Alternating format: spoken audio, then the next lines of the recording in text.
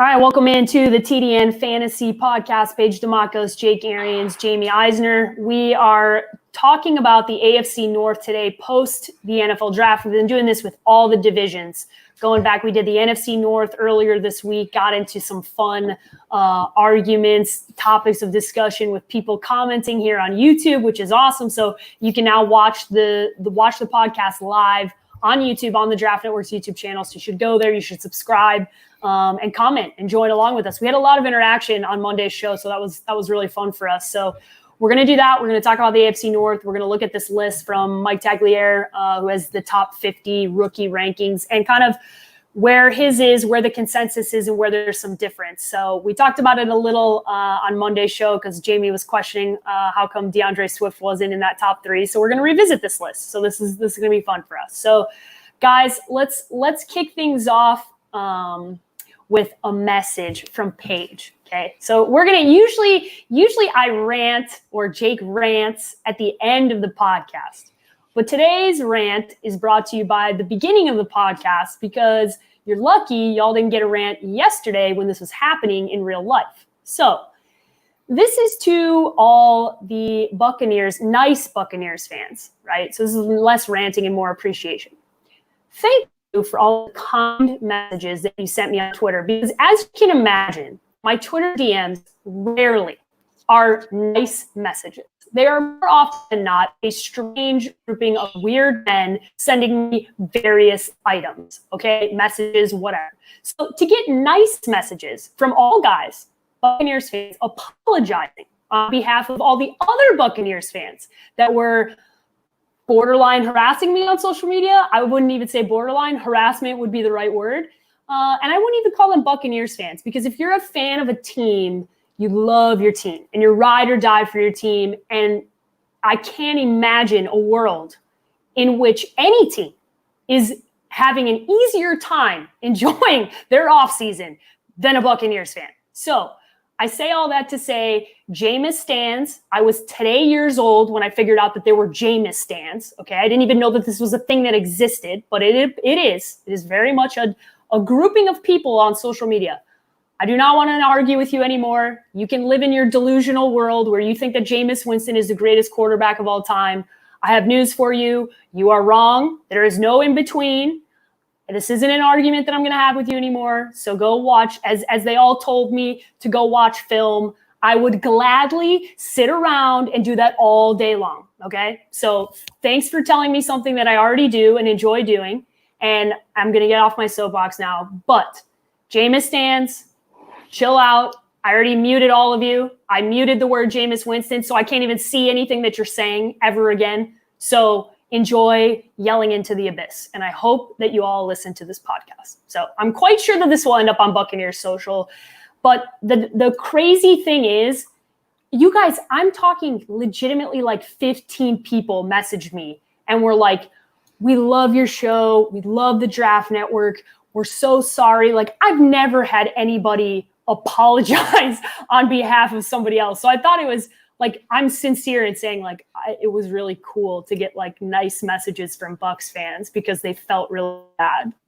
Trust me, Bucs fans, I'm not mad at all of you. I'm mad at Jameis stands. They're totally different categories. Okay. Totally different categories. So, Jake, anything you want to say? You just want to stay quiet over there during this. No, you just smiling. I'll touch it. I mean, it's the most. I can't say interesting fan base, but it is the most polarizing player I've ever seen. Yeah. All I want to say is he's a good kid. He's a hard ass worker. I wish him nothing but the best. I've never wished him anything but the best. I had his back all last year. I made one thing about a Google comment, which was a dumbass comment about Googling how to play quarterback. And from all of the love that I got on Twitter was about some comment he made about Dirk Cutter a couple years ago. It was still a stupid comment. But I wish him the best. I do. Nothing but the best. I wish the Bucs the best moving forward. And as far as me bragging about getting Tom Brady, I'm happy as hell. I'm a Bucs fan. I should be happy as hell about Brady and Gronk. Because you know why? Anybody else that's not in their colors that's playing for them next year, I wish the best. I don't really care about. I'm going to root for the guys that are on the team. As of right now, those guys are on the team. That's about all I got. Yeah, that's a good transition for us, right? Like Bucks, I literally could stay on this forever because I think it is wild. Like, I truly am struggling with the fact, and I want Jamie's opinion here because I can't imagine. I'm just trying to envision, other than the Chiefs who are celebrating a Super Bowl, like any other fan base that could be as excited as Buccaneers fans. And I'm talking about a grouping of people that are upset about having Tom Brady, and I just cannot fathom it. Yeah, I mean, look, I'm a little disappointed that nobody's talking shit to me. I feel a little left out in this social media war. I just found out about it right before we started the show, so I'm a little hurt, but that's okay. I'll get over it. No, look. The reality is I think sometimes, and this happens in just the real regular world, not just sports world, but arguments get predetermined in people's heads before they even listen to what other people's opinions are. And I don't think, if you've listened to the show with any level of regularity, dating back to 2 or 3 years ago, our opinions about Jameis have not really changed a bunch. We've qualified them. We've talked about certain things. No one is saying Jameis Winston's a terrible football player. No one has said that on the show. No one is going to say that on the show. We were comparing the quarterback situation in Tampa from what Jameis Winston provided them last year, the good and the really bad, to what future Hall of Fame 6-time Super Bowl winning quarterback Tom Brady could bring them. That's the comparison we're making. And you cannot make a compelling football argument to me that you would rather have Jameis Winston, all things equal, compared to Tom Brady. That's not to say Jameis Winston doesn't deserve to be in the NFL. That's not to say he doesn't deserve to be a starter somewhere, even though he won't be this year. It's just to say that you would take Tom Brady 10 times out of 10 over Jameis Winston. And I don't think that's a hot take. I really don't. And you could say that Tom Brady is an improvement without saying Jameis is bad. Like, I don't think people are listening to the words that we are saying on the show. I think they just hear what they want to hear. Like, we were all optimistic about Jameis Winston in year one under Bruce Arians. And in some ways, there was a lot of success, but there was also an abundant amount of failure. And especially in close games or starting games out, down 7-0, down 14-0. How many times have we referenced that on the show? How many times have Jake referenced being the most generous team in the NFL? Like, we have said this very consistently, and we have talked about Jameis every single week during the regular season when we cover Tampa Bay, from the pregame and the Monday show postgame. We've been very consistent on our stances. They haven't changed. The only thing that changed is we now had another player to compare him to when Tom Brady decided to go to Tampa Bay. And in that comparison, Jameis is not winning. Period. End of story. Jamie, that's a very rational, well-said argument. That's the problem. It's rational. People we're talking about, let's just wish him the best and move on, because the rational argument doesn't matter. Nobody could sing his praises more than I did after a loss in Seattle in overtime. Yep, nobody. It's very true. And then I flipped the script to the London game against the Carolina Panthers with 7 turnovers. That's the dichotomy that was the season and his 5 years. So, look, again, great kid. I like him. I respect him. I wish him well. I've known him a long time. I don't have any ill will towards him at all. So let's move on to the show, because we got an awesome comment here, and the Ravens front office should be arrested from an illegally good draft. We'll jump in on that. That is a good topic, and we'll transition. And my last parting thought here on this is that if you think you know more about quarterbacks than Bruce Arians, I would love to have a conversation with you. So just dial it in and be excited about the fact that you have an awesome team. Like, buy in, because as I said on social media, I am happy. The grass is not always greener, people. I have Nick Foles in Chicago, and I would love to give you that situation. Feel free. You guys want to trade places? I'm happy to do it in a heartbeat, Buccaneers fans, because trust me, I would much rather be in Tampa as a Bucs fan, knowing that I had Tom Brady, than sitting up in Chicago with Nick Foles. So that's the parting thought. Just the grass is not always greener. So just be careful what you wish for over there, Tampa Bay. All right, we have a guy here, Cali Kid, who just said this, and it's the perfect thing to say as I set up and tee up this Baltimore Ravens conversation, because the rich get richer. They continue to do what they do year in and year out. And he said the Ravens front office should be arrested for thievery. Their draft was so good. And he's not wrong. This was one of what they do every year. It's what they do every year, right? It's what they do every year. So I'll run through this list here. Patrick Queen, J.K. Dobbins, Justin Matabuke, Malik Harrison, Tyree Phillips, Ben Bredson, Broderick Washington, James Prochet, Geno Stone, right? So you hear, as we talked about on Monday's show, you're going to go through this list and you go, man, quite a few guys that are probably going to be starters on this team. And this is what Baltimore does consistently. So Jamie, I know I teed it up that this was a really, really good draft, but I don't know any other way to tee it up. Yeah, Baltimore has been excellent at, I know it's a cliche, but it fits here, of letting the draft fall to them. And a lot of that is a product of building a solid team overall. You don't have the luxury of letting the draft fall to you when you have massive holes at multiple positions. You have to then reach. You have to go figure out, how are we going to get a quarterback? How are we going to get a tackle? How are we going to get this? They were able to let the draft come to them. They got Patrick Queen at a great value. They got J.K. Dobbins at a value. Even though that's not a position of need right now, it's a position that might be a need 2 years from now if they decide not to pay Mark Ingram another contract, which they probably shouldn't with the young guys they have there, and Justice Hill and Gus Edwards still being there. So that's one that you got to like that there. Duvernay is an interesting one. I know that name didn't get brought up in the first run through, but in the third round at wide receiver, he could be – he's raw. He's really fast and has great hands, but all the aspects of playing the position he needs to work on. But you look at a guy that can be a difference maker on a field that already, now you can put him on the field with a healthy Hollywood Brown. That's a lot of speed. Get James Prochet late, which was a steal. You're starting to add those weapons around Lamar Jackson, because that's where the progression needs to come. Lamar Jackson's not going to have a better season if he has to do it all on his own. It's putting better pieces and healthier pieces, in the case of Marquise Brown, around him and allowing that to happen with a little bit of regression to that you would expect to kind of keep that same level of production. So I really love this draft. They have 3 or 4 starters. Even as good of a team as they are, they probably have 3 or 4 starters out of this draft already. I don't know how you could be anything other than really excited to be a Ravens fan, and just, this is what they do. This is what they've done pretty much since the organization came into existence. Of all the teams that were players that I drive the train on, I don't know who I'm always on board with the front office. Ozzie Newsome, phenomenal. They didn't miss a beat. And Jamie said it perfectly. They let it come to them. They didn't have to trade up to take any of these guys. Patrick Queen falls in their lap. I still don't know why Prochet is in the 6th round. He was on a lot of the big boards in the middle of the 4th, and I don't know. I haven't heard why. The kid can play. He's more polished than Duvernay, but Duvernay is an absolute burner, built, hands. They can use him. As crazy as this offense is, they can use him so many different ways. If I had to knock it, and I'm only doing that so we can talk about something else other than how great this draft was, I would have liked to see them get some offensive line help earlier. But I don't know. How do you – it's perfect. You just went – you had the phenomenal record last year, number 1 seed. This draft falls in your lap. You get a player like Patrick Queen. I mean, we got to talk about this. The game has changed since Ray Lewis was their middle linebacker, one of the greatest of all time.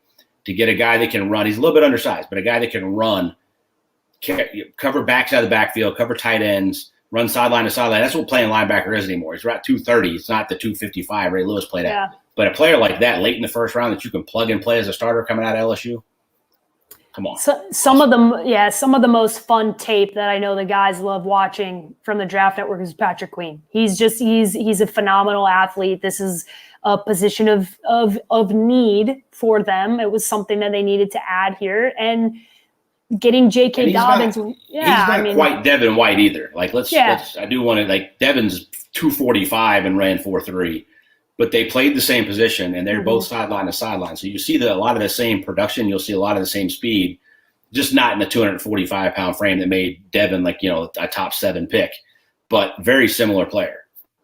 Yeah, I see why the comparisons are there. Obviously, it's just, I hate that everybody has to make a comparison about everything. But Patrick Queen's a phenomenal athlete, going to be great for this team. J.K. Dobbins is a guy, that lands on Mike Taglier's list for fantasy dynasty rankings, right? So he's 9th overall on this list. I also want to pull up the consensus rankings, because I believe, he's the consensus rankings have him as 4th.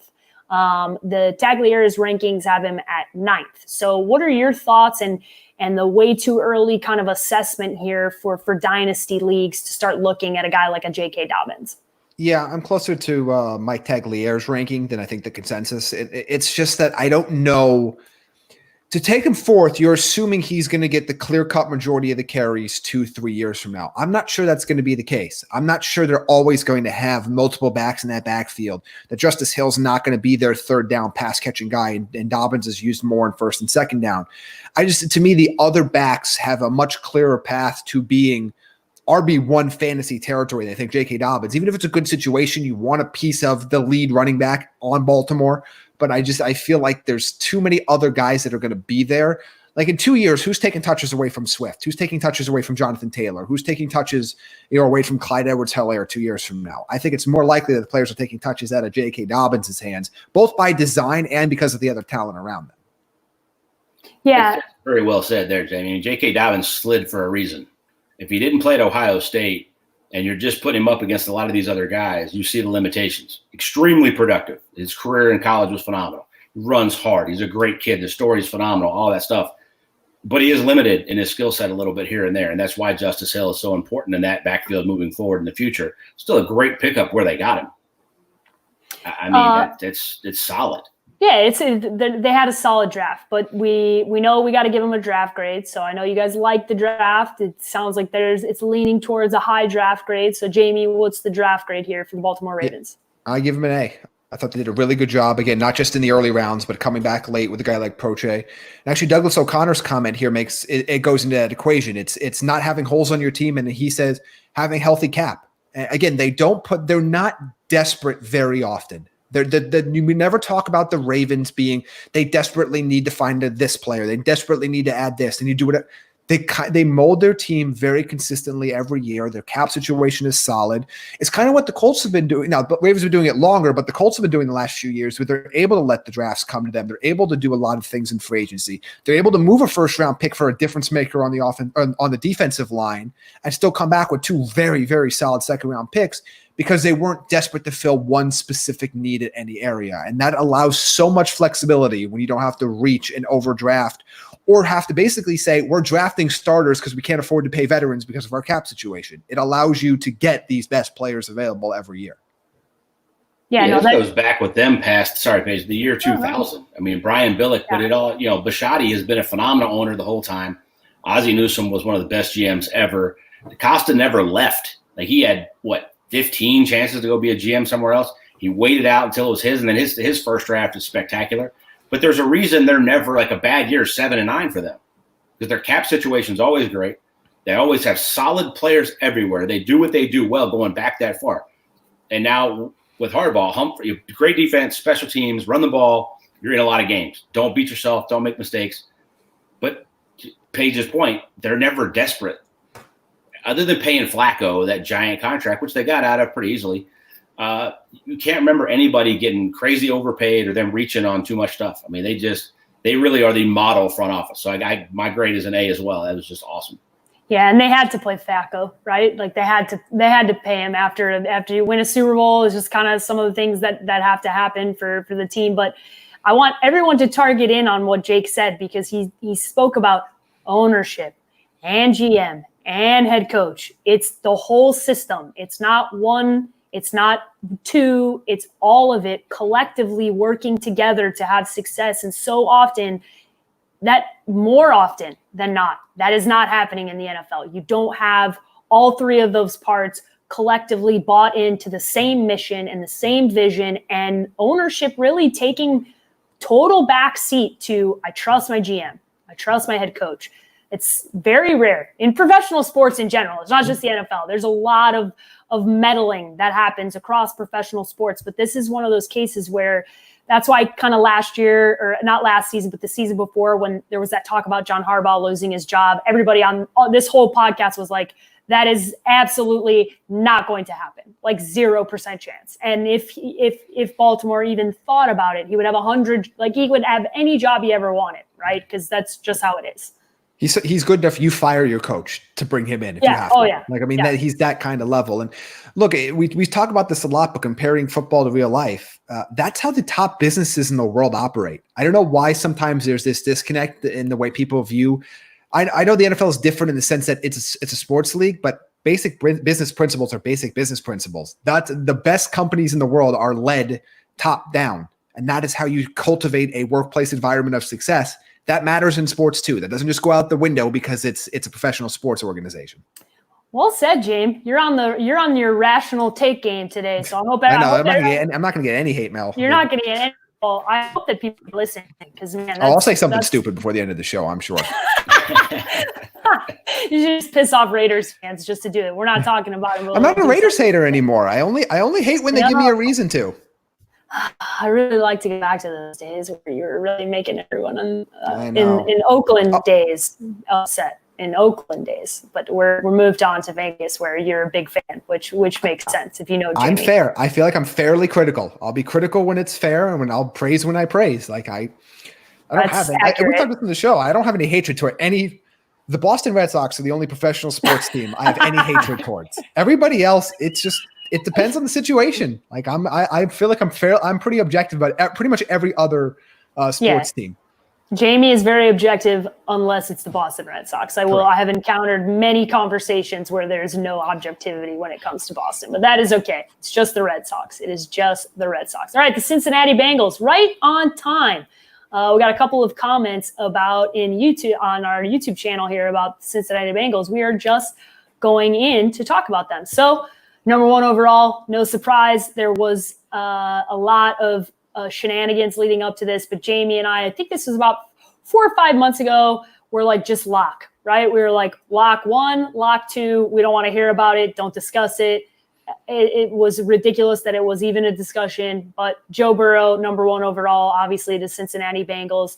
A couple of other picks here, obviously T. Higgins, Marcus Bailey, Khalid Kareem, but 2 guys that end up on that fantasy list that I'm talking about. So T. Higgins, Joe Burrow, both in there, both in the top 25. Joe Burrow 15, T. Higgins number 19. Jamie, obviously, there was a lot of excitement about Joe Burrow for obvious reasons in the state of Ohio. So we know this is a tough division. We know this is going to be they're over under 5.5 wins. So what did you like about their draft other than the obvious they got their quarterback of the future? Well, they got the quarterback of the future. They got a very dynamic wide receiver that I thought was going to go in the first round, and they didn't waste any time putting him in the first pick of the second round. They also got a fast rising linebacker that there was at least a little bit of talk about him going in the first round in Logan Wilson. And I think he's going to be a starter for them right away. This Bengals team is interesting. I was actually talking with James Rapian of All Bengals on the Sports Illustrated network. And he talked about how they were basically remade a lot of that defense because that defense has seen a lot of turnover the last couple seasons. They've completely remade that. You look at all the playmakers that they have on offense now. When you add Burrow, you add T. Higgins with a healthy, presumably A.J. Green. You have John Ross for 1 more year. Tyler Boyd's locked up. Joe Mixon, we assume, will be in camp on time, but we'll see how that plays out. I mean, you have a lot of playmakers now on that team. Now, they're in a very tough division, and they're still young, and they're going to have to rely on a lot of young guys on both sides of the ball to get them there. And they still have some offensive line issues that need to be addressed. But I don't know how they could have had a better draft than what they did. You got the quarterback of the future that you needed. I'm very interested to see how he plays out in year 1. I'm not sure. He's going to get drafted in single QB leagues in fantasy, but I'm not sure that I'm going to because it's not an easy path for rookie quarterbacks to get in the top 12. Kyler Murray was able to do it last year, but Burrow doesn't have those auxiliary rushing yards that Murray has, not to that extent.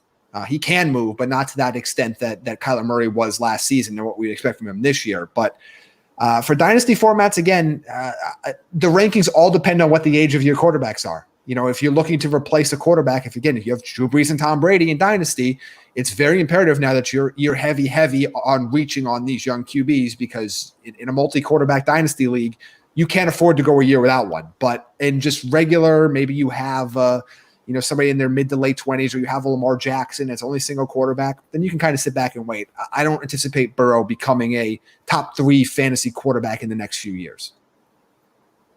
Maybe a couple years from now. I think the biggest thing is they got to re-sign Mixon. They didn't pick up the 5th-year option on John Ross, so this is his last year there. Yeah. A.J. Green's probably his last year there if they don't move him before the season starts. I expect him to go with A.J. Green, though. But if you have Tyler Boyd, Mixon, that's why I love the T. Higgins pick.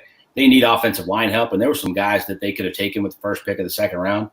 But you can't pass up T. Higgins, who everybody had in the mid-20s, definitely a first-rounder. Big catch radius, a guy a lot like A.J. Green, right?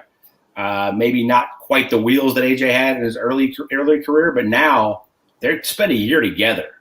I love T. Higgins in the future. I think Tyler Boyd's moved all over the place. He's been successful. They're going to have him, and then maybe they get John Ross back and they don't pick up that 5th-year option. They just re-sign him as a free agent or whatever. But I expect him to be gone as well. But that's your big three. I expect them to have a lot of success moving forward. I don't think it's going to be a terrible year for Joe Burrow. Probably throw a lot of picks because they're not going to be winning a lot of games. I love the Wilson addition, too. That's a great point, Jamie, getting a starting linebacker in the 3rd round on a defense that drastically needs help. They're not going to win a lot of games, but I love what they did. And anytime you get the quarterback of the future, you got your wide receiver 1 of the future who's going to sit. And if he gets to spend a year with A.J. Green, I don't know what else how else that could be more beneficial for this kid. Plus, they're all going to be out there together. At this point, you could go A.J. Green, Higgins, Boyd, Ross, and Mixon. That's an interesting 4-wide package. I'm not real sure how you stop other than you can get to the quarterback because offensive line's not very good. But that's a lot of weapons for 1 year.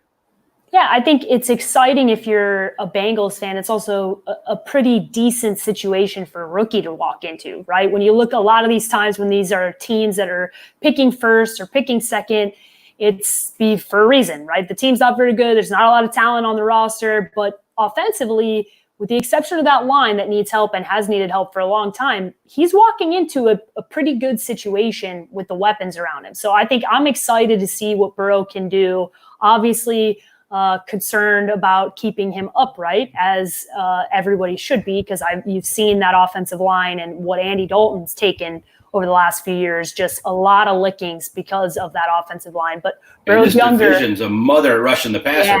Yeah, that's the other concern, right? So, but Burrow's younger guy can move more than Andy can. So we'll see what he can bring to the table. Let's give out some draft grades here, Jamie. What's the draft grade for the Cincinnati Bengals?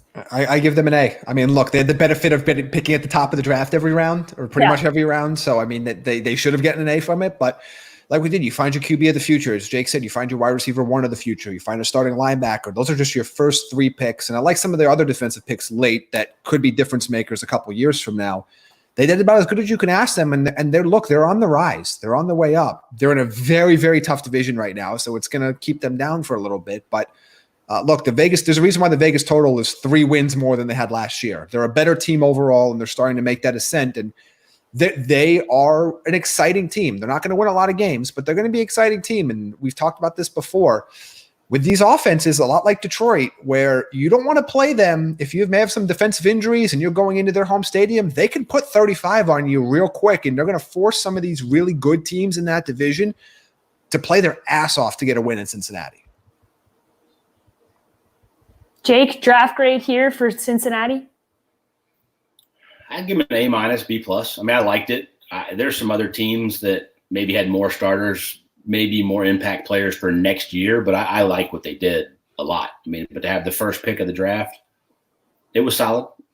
Yeah, they should be excited if you're a Cincinnati fan. I think this is going to be one of those teams, hopefully, from a offensive perspective, my excitement level with Kyler Murray in Arizona and some of last season where you're looking at a team that didn't have a great defense. Offensive line wasn't necessarily that great, but you had some excitement on offense, and they stayed in a lot of games. They only won five and a half a win, right? Because they got the tie last year in Arizona. So it kind of feels very similar to what Cincinnati might end up doing this year. They did go up half a win. In my bookie, they were 5, went up to 5.5, and same with Cleveland as we transition to talk about them. So Cleveland Browns had themselves a pretty good draft. They've had themselves a pretty good offseason, right? It very, very different from last offseason where there was a lot of, as we say on the podcast, substance over swag. They're doing the meat and potatoes thing now. They're going after making sure that offensive line is in a really good place, and they address that in free agency, and they address that with their first overall pick. They go Jedrek Wills,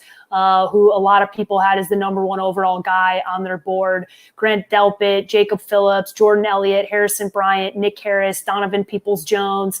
Donovan Peoples-Jones is 40th on that list. Listen, I didn't even want to touch on anybody past the top 25, but I'll mention it. It's like a nice, hey, by the way, he makes the list. But the obvious stuff here, the meat and potatoes, the stuff that's exciting, that first overall pick, Jamie, addressing making sure that Baker Mayfield is not running for his life again this season, they go with Jedrek Wills with their first overall pick. What was your thoughts on their draft? That this was the offseason theme for them the entire time. They continued that steak over sizzle. You now have bookend the tackles. You now have Jedrek Wills and Jack Conklin you paid up for. You are making concerted effort to protect Baker Mayfield. And if any quarterback in the world is going to be better with a clean pocket than they are without, period, end of story. So give Baker Mayfield as many clean pockets as he can. Don't let him get antsy. And you've put enough weapons around him on the field with Odell Beckham and Jarvis Landry and Austin Hooper. And you have all these pieces there now that offense, if they can keep Baker Mayfield upright, is going to be very dynamic. So I love that pick there. That was the obvious need they needed to address, and they did. I like the Grant Delpit pick in round 2. The tackling issues are an issue, and tackling issues are what Cleveland's secondary is full of right now. So that's going to be very interesting to watch because there's a lot of talent, but a lot of guys that if they catch the ball on them, will they be able to keep them out of the end zone at any point? But I also want to see Delpit back healthy and how much of his tackling concerns, how much of that stuff was because he was hurt for most of the season. So I like those 2 picks there. Harrison Bryant is a worthwhile project that they got in the 4th round. And look, at Donovan Peoples-Jones, I don't know if he can play the actual wide receiver position, but he's going to be afforded at least a little time here to sit back and learn from maybe you don't want to learn from some of the off the field stuff, but there's a lot of on the field things you can learn from Odell Beckham Jr. and Jarvis Landry and company. And maybe you can pick up on some of it because he's got a lot of athleticism, but he just doesn't have all the pieces that you want to see in a wide receiver. Never had a 100-yard game in college, despite all that talent, despite being that 5-star recruit. He's a worthwhile project in the late rounds, but not somebody I'm touching in dynasty formats. Yeah, I mean, Wills is my favorite tackle of the draft. My only knock on it is they needed a left tackle, and he is a plug-and-play best right tackle I've seen in a long time. He's going to make the switch to the left side. So while you're the one picking there, we're expecting – I mean, the other guys played more left tackle than Jedrek Wills did. I think he can do it. He's athletic. I mean, the punch is ridiculous. He played in that system. So I still love the pick. It's weird because none of those guys were really true left tackles this year. It's a bunch of really, really good right tackles. Yeah. But and I love him. I thought he was awesome. Delpit played injured, I think, all last year. Had a much better 18 than 19. They're now pretty loaded at safety. They're pretty loaded in the secondary. Bryant, I like. I mean, if you still got Njoku, you got Hooper, you now have serious depth at tight end. You don't have to play him right away. He can learn from those guys. Peoples-Jones is interesting. I mean, he's not playing unless they have some injuries, but they still got some guys there.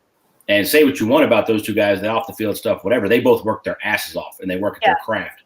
So learning that, he played a weird system in college. To not have 100 yards, all that, he still should have, but that whole Michigan thing that they were running with Shea Patterson was such a weird thing anyway. So I thought it was solid, but their offseason as a whole, love it. You didn't hear any of the BS, bookend tackles, meat and potatoes, guys that fill out a roster. They got now 4 safeties. Some of them are playing special teams, right? I mean, they got better everywhere, period. Yeah, I'm excited for Donovan Peoples-Jones because obviously I watch a lot of Big Ten, and if you watch Michigan, you know that Shea Patterson doesn't complete a lot of passes, so it's hard to actually have 100-yard games. So it's one of those things like, let's put him behind. There's not going to be a lot of responsibilities. They have a very loaded wide receiver room, and like Jake said, I know that everybody talks about Odell and Jarvis and but those dudes are hard workers, man. They are always putting in work. Like, that's the one thing you can never say about Odell. The man trains all the time. Jarvis trains all the time. So it'll be an interesting thing to see if there is any, he picks up on anything early from just sitting behind in that wide receiver room. Jamie, give your overall draft grade here for the Cleveland Browns. Give him a B+, A-. I think, like to Jake's point, if they got a true plug and play, you knew there was going to be almost no transition period for a left tackle. It would have been an A. But I really like what they did. They filled the holes that they needed to fill. The tackle one being the biggest one. Can't complain about their draft. They had I know last off season got all the headlines, but this was a significantly better off season for them than what they did the year prior. Oh, there's no doubt. I'd say solid B+. This offseason, including the coaching change from top to bottom, new GM who I really like. He's got some very interesting takes, very, very interesting guy. If ownership can not meddle, take the key from the Ravens and Bisciotti to just step back, I don't think he's capable of doing that. we got a comment here. Great roster on paper. Hopefully they can put it together. I think they have a lot better chance of putting it together this year. All of our takes going into last season, I said before the season started, I don't care how good you are everywhere on this paper stuff. Your offensive line sucks. And it showed up and it struggled. And now you have bookend tackles. And the attitude sucked. I mean, look, last year when you take a team like that and your biggest weakness is one of the keys to anybody's success and the wheels fall off, you knew it was going downhill in a hurry. Mm-hmm. The same thing, I've already said this on the show, can be said about this year. If they get going and the substance is there and the meat and potatoes is there, and now the swag can come out and this young team can go crazy, and you see Baker running up and down the side, you give me that back, I'd watch out. Watch out, because 12 wins is not out of the question. I think 9 or 10 is more likely. But if they get hot late, that secondary is solid. They can rush the passer. I mean, they're good. They're good. I mean, it's a lot of this is going to be on Wills transitioning to the left side, which I fully expect him to do. But they're good. This division is a mother, but they got a lot better, in my opinion, this offseason than the year before. And the other piece we need to talk about, and look, again, I have to put out this caveat for obvious reasons, but on the field only, having Kareem Hunt for a full season is going to make a huge difference. He is just pure football. I know the off the field stuff, and I understand people don't want to hear it. I get it. So from strictly a football perspective, he is a game changer on that side of the ball. You saw a drop in Kansas City, as great as that offense is, with the greatest quarterback in the NFL right now. You saw a transition period without Kareem Hunt in that offense. And you saw how the Browns really started to get things going late in the season. Now, some of that correlated with a much easier schedule. So I think both those things need to be taken into account. But Kareem Hunt can do all of the things that Nick Chubb can't do. What Nick Chubb can do is elite, but he is not a great pass catcher. He's not a great route runner. Kareem Hunt can fix that area, and you can put them both on the field like they did last year and really confuse defenses. They're perfect complements for each other, and he's also a big factor in playing 16 games in theory, if healthy, versus only playing week 10 and beyond last year. That's a great point, Jamie. And he is healthy, right? He had the surgery going in last year with the 8-game suspension. He had the groin surgery, which it takes a while. He still played really good when he came in. But him healthy, that's a great point. Him healthy with that, because you can move them all over the place. They can get so creative. They got a lot of weapons. I mean, Joku can be moved all over the place. Hooper can stand up and move all over the place. You got the other. I mean, but it all goes back to Wills and Conklin anchoring that offensive line, or it doesn't matter what else you do. Now they have the ability to do that. Yeah, I'm with you, Jake. I think this is the opposite of what happened last year, but in the right way. Like if they put it all together and they fly a little bit under the radar like they're doing right now, and then they get hot, watch out, because this team, they have all the pieces. But now it's like nobody's talking about them like they were last year. They're not on the cover of magazines and doing stupid stuff. Like, just stay quiet, stay humble. Baker, keep it all together and like go in and just earn that, earn that back. Just earn it back. Great point, because you still have a new coaching staff. You have a new offense. You have a new defense. It's going to take a little while before that swag can really get going, because they're not going to really understand what they want to do until like Halloween. Yeah. They might have a bunch of wins. They might be heading towards being that. But when they figure out, okay, people can't really stop us. We have a good coaching staff. We've gelled together, and you get into Thanksgiving, then I expect that if they're winning and they really figure this out, they can get rolling. Yeah, that's a good point about the second half surge. Because like the one factor that we can't account for is with all this stuff shut down, with the coronavirus stuff, you still have a new head coach coming in. How long is it going to take to implement the system he wants to play and the roles he wants guys to play and the terminal? Like there's some things you can learn in advance, but that's going to be a factor, having a new head coach in there trying to do this with. No matter what happens, there's going to be some limitations in this offseason compared to a normal year, no matter when the league decides to start playing. Yeah, it's definitely going to have an impact, and it'll be interesting to just kind of pay attention to what that looks like when we get into reviewing this next year, right? So I think it'll be something that's definitely going to have an impact across the league, but more so for those teams that are making transitions. All right, the last team here, we're going to talk about the Pittsburgh Steelers. Not a ton of draft capital here, right? So they made some moves. Obviously, Minka Fitzpatrick, their first round pick. So you have to kind of adjust accordingly. I like to mention some of those things because it matters, right? We mentioned it with Indianapolis. Like, yeah, you don't have a first round pick, but you got a guy who is a starter and surefire, and it matters, right? So you can't just look at You have to look at that whole situation as in totality. So their draft here, Chase Claypool, who ends up 27th on that list for fantasy for Dynasty, Alex Highsmith, Anthony McFarland, Kevin Dotson, Antoine Brooks Jr., and Go Big Red, Carlos Davis. Good old Husker boy. So they not a ton of draft capital, guys, but listen, they have a record of drafting wide receivers in later rounds and turning them into superstars. So is somebody like Chase Claypool as a guy who's 27th overall in Dynasty, does he move the needle for you at all, Jamie? Are you excited about him? He doesn't move the needle for me in year one, but he's very interesting because he could give them something they don't have. They've got and especially they won't have if they decide not to re-sign Juju with all that stuff that came out since the last time we did the podcast. But they have a lot of thin but talented wide receivers on the outside, and Claypool's kind of that wide receiver tight end hybrid that you need some size and some muscle and something, especially when you get in the red zone, which is an area that they're using Eric Ebron in this year because they didn't have that last year. I'm interested that he can be that red zone threat for them a couple years down the road. I think there are too many mouths to feed right now with Washington and Johnson coming on last year, Juju back healthy. You have Ebron, you have McDonald. You're going to throw the ball to Samuels a bit out of the backfield. So you've got a lot of pass-catching mouths to feed in that offense for year one. But he's an intriguing prospect for me because he's not that prototypical wide receiver like some of the other guys we saw go in the top 50. For the other guys, if you can look at where does McFarland rank on the keeper? Dynasty rankings. Was he anywhere? I will look close? it up. I will look it up while you continue. I like him. Chat, so I like him a lot too, and I don't know how much longer James Conner is going to be the starter in Pittsburgh. There's a lot of things going into that. There's an injury history. I like Benny Snell, but Benny Snell's not somebody.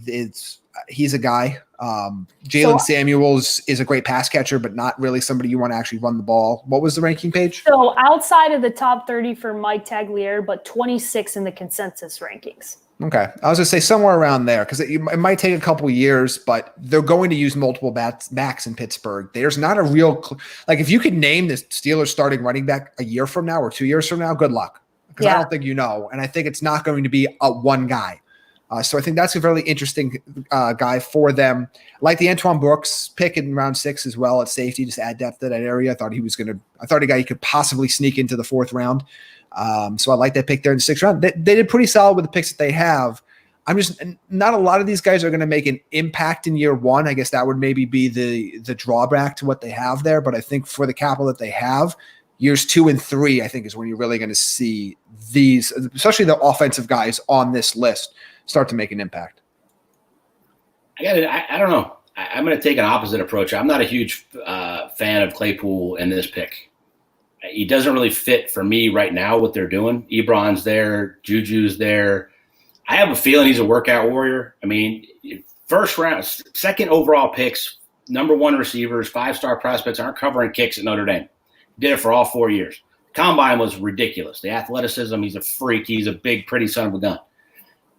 That doesn't always translate to production on the field. You better have chemistry with Ben. You better run the entire route tree. You better have some shakes, some stuff about you. I don't know that he fits there at all right now. McFarland, I like. You throw Fitzpatrick in there as their first-round pick, it's a really solid draft. Maybe they felt like they had to take receiver and they wanted a big-bodied guy.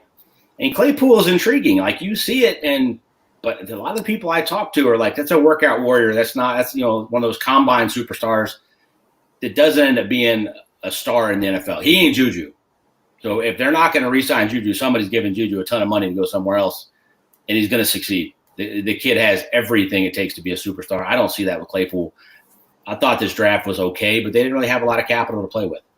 Yeah, they didn't have a lot to play with. That's why I brought up the Minka Fitzpatrick stuff, because it's important to keep that context. A lot of people were dogging on this overall draft class, and I said, guys, you can't. That's like ignoring the fact that you're inserting Minka Fitzpatrick as a first overall pick. It's a pretty good first overall pick. They had to take a receiver, basically. Yeah, for sure. Their defense is loaded. They could have gone corner, but there wasn't really corner, but middle of the second round where they picked Jalen Johnson, maybe. But he would have fit. I like that, but they're going more zone. They're playing different than they did with the LeBeau stuff. So, I mean, they're really good. I expect them, with Ben back, to be freaking hot. So adding another weapon that's a big-bodied guy that if he can be a star on the field and not just the workout guy, more power to him, because I expect them to be really damn good. That defense is going to be solid. Ben back at 90% of what he used to be. I think he might be better than he's been in a few years, and that's scary. He's healthy, but he's motivated. He's under the radar. He's humble. And he's pain-free. Like if he's like, I guarantee you he was hurting in those seasons. He also hasn't played with a defense that's this complimentary since 2008. That 10 defense that lost to the Packers in the Super Bowl wasn't near as good as the 2008 one, but they were damn good. And then they kind of tapered off on defense for a while. They haven't had this defense until last year, and he wasn't there to take advantage of it. So you take those skills. They have plenty of running backs to run. They're still going to throw the crap out of it. I know Randy Fichtner, Ben's back. He's going to be calling some of the plays. They're going to go no huddle a lot. They're going to throw it. So they have plenty of running backs. But I agree with you on your James Conner comment. I don't know that he can carry the load. I don't think he's as dynamic. And they're missing a guy like Le'Veon Bell. These 3rd and 4th round running backs are not Le'Veon Bell. They're not a 3-down superstar. They can get it done with that, but they're going to have to put different guys in. And when you do that, it shows what formation you're in. More likely pass if Samuels is in the game. I mean, it's just you're not as dynamic as with a true 3-down guy. Yeah, and 2 points I want to make on that. One was, and we said this on the show before, but James Conner's path to the starting running back job in Pittsburgh was out of necessity, not out of planning. Yes. I don't think anybody anticipated the Le'Veon Bell scenario to play out the way it did, especially given the offer that they made to Le'Veon Bell, that he was in their long-term plans and things just crumbled. And 2, the other interesting thing that I look at going into the season as another plus for Ben Roethlisberger is he's coming back with a more polished receiving core. Deante Johnson and James Washington were all potential the last time Roethlisberger was on the field. They really grew, even though they didn't have great quarterback play late in the season. They really grew in all aspects of playing wide receiver. Both of them did. And now they both come back with a lot more confidence, a lot more experience under their belt. Now with better quarterback play, Juju might be able to move right back into the slot. You have Eric Ebron that can be a big threat in the red zone. That receiving group around Ben Roethlisberger while he was hurt matured and got a lot better. I think that's really another exciting thing for Steelers fans and for anybody that owns any shares of any of these Steelers in fantasy. Yeah. By the way, he loves Vance McDonald if he can stay healthy. Yep. Yeah, this offense is going to be fun to watch again, and I love the fact that they're just kind of just sitting back, quiet, not really seeing much about them because Baltimore is kind of more the glitz and glamour of this division. It's going to be interesting. This is going to be one. It should be. This is a great division in football. This is traditionally we get to see some all-time matchups, but nice to see kind of the bottom come up in Cincinnati with getting Joe Burrow, and then obviously Cleveland making some strong moves this offseason. So it should be a really, really fun division. Let's finish up with a draft grade here, Jamie, for the Steelers. What are you giving them? I'm not going to include Fitzpatrick. So I'm just going to include the players that they took there. I'll give them a C. They have a lot to work with. Again, the Claypool one wouldn't be the pick I went with. I can see what they like in him. I like McFarland. They like the guy, the safety they got in the 6th round, but it was fine. It was C. I don't think they got any. I don't think they got any impact players that's going to help them win the Super Bowl this season. Jake? Yeah, B+ if you include Minka, but you're not. So yeah, C. It was okay. Too much unknown, not enough plug-and-play starters, but they're too damn good, really, to do that. I mean, it was to not have a first-round pick and to count on the second-round guy to be not only a contributor but a starter is kind of tough on a team that's that solid. There was other guys there that they could have taken that I think would maybe have more immediate impact, but it was okay. It was solid. Yeah. Okay. Solid. We'll give them. We'll allow it the C range, right? Because we're leaving Mink out. The worst draft in the division, I think. Yeah. Yeah. And look, least capital. And when it was all said and done, just because this got talked about so much, and I was concerned when they traded the first-round pick, the only quarterback they lost out on was Jordan Love of the top guys for where they would have picked. So, I mean, I think it's good to look back at this sometimes in retrospect because I was worried, especially with Roethlisberger hurt, that you're giving up a potential top 10 pick, we thought at the time, for Minka Fitzpatrick, who we love, but you might need a quarterback at that spot. In the end, it just really Jordan Love was the only quarterback that they that trade ended up being damn good. Yeah, yes. It did. For both of them. It took a lot of heat when it happened, but it ended up being a really good trade. It did until he had, 2 picks in his first game, and then had about 8 down the stretch. So it didn't take heat very long. Until you realize that defense was keeping that offense alive, because that offense was atrocious, and it was brutal to watch. They kept that team in playoff contention until December, which was insanity to watch. So, and they would have made it under the new rules. Believe it or not. I mean, a Duck Hodges playoff game is what we've all been waiting for. But honestly, right now, I would watch Duck Hodges play football, and I would be so excited about it. That's all I can say. I'd watch him do a duck call right now. That's all. I would watch just about anything football wise, just to have some live sports. So, Jake, let's end the podcast like we always do. Parting thoughts on today's podcast. Maybe the best division in football. AFC North, AFC West, freaking loaded. I mean, like Jamie said, the Bengals are not going to want to play when they get this thing figured out if they can stay healthy. But any of the other 3, I can see winning 12 games to win the division. Like, none of it would surprise me, even Cleveland. I don't think they're going to be that because they all got to play each other. But they're all capable of winning 11 or 12 games and being really, really good. I'm excited as hell that Ben's back healthy and still in the league. He needs to shave the beard. Holy dear God, is it awful. You are not Brett Kiesel, brother. That was the beard. This is not. I don't know what this is. But it's exciting. The AFC North, man. And look, they're kind of back to being bruising. This is weird that the Steelers are going to be this high-flying team. I think the Browns are still going to hit you in the mouth and run the crap out of it too with those tackles that they got. But fun division overall. Yeah, really exciting division. For my money, they're the second best division of football, just behind the AFC West, but they're close. You don't want to play any of these teams, period, end of story. I think there's a really good chance the Steelers and Ravens are only 1 game apart in the final standings. I know that's not a knock on Baltimore, but I'm really high on Pittsburgh, and Baltimore's not going to win 14 games. Sorry, it's not going to happen, not in that division. There's a good chance the Bengals are the only team with a losing record in that division. I could see 3 teams being 9 wins or better. I think right now I'd have Cleveland around 8 or 9, Pittsburgh around 10, Baltimore around 11. But it's going to be really exciting to watch. All of the AFC North games are always fun to watch against each other, and they're going to be even more so this year because what's the worst matchup you're going to get quarterback-wise?